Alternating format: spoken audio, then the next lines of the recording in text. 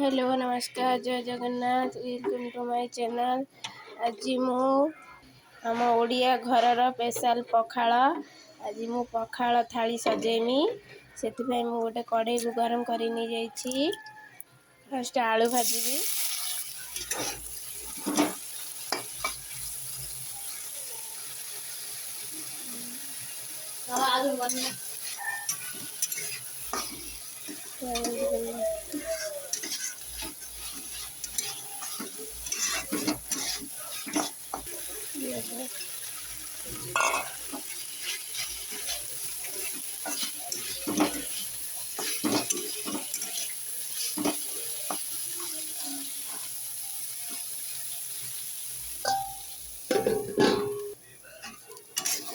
हमार आलू भजा है आसलानी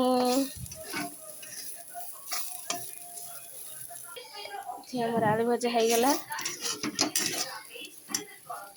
गोटे साइड को काढ़ी नेबी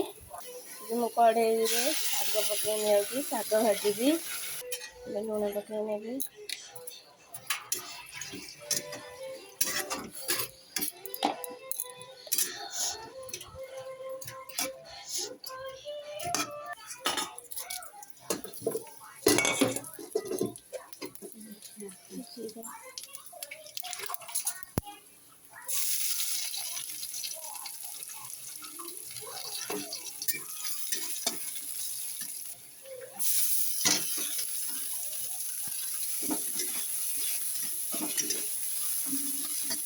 आमर शाग भजा भी हो गला बैगण पड़ुछि तवा को गरम कर अंडा आमलेट बनाई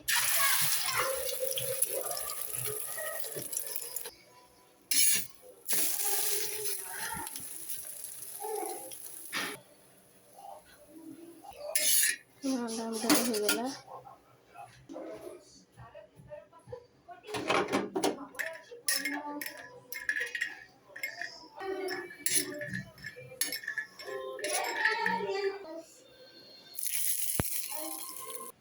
देखु ये मु भात को छुंक करके नहीं पखाल भात को शाग भजा चिंगुड़ी माछ भजा अंडा आमलेट बैगण चोखा बड़ी चूरा आलू भजा ये आमर पखाल कंसा रेडी हो गला खंतु रेडी हो गला पखाल कंसा ओडिशार स्पेशल पखाल कंसा जदि आपण मानक मो पखाल कंसाटी भल लगी थाए ताहले लाइक शेयर सब्सक्राइब कर दियंतु ताकि मुझे जिते बड़े भी नुआ नुआ वीडियो अपलोड करी सर्वप्रथम आपण मैंने देखिपारे यहीपरी बनातु घरे खातु मजा नियंतु। यदि मो वीडियोटी भल लगी ताहले कमेंट बॉक्स को जाए कमेंट करंतु। देखिए खाइब पखाल आस चटापट बस पखाल खाइबा एबे आमर प्रतीक बाबू पखाल खाइले खाओ शाग खाओ आलू भजा खाओ ये आलू भजा ये खाओ ना ये चिंगुड़ी खाइब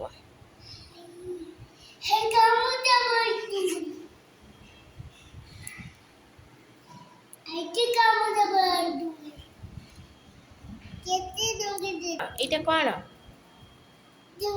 এইটা এইটা এইটা এইটা বাইগণ এইটা अंडा अंडा आमलेट शाग भजा आलू भजा बड़ी चूरा बैगण चोखा और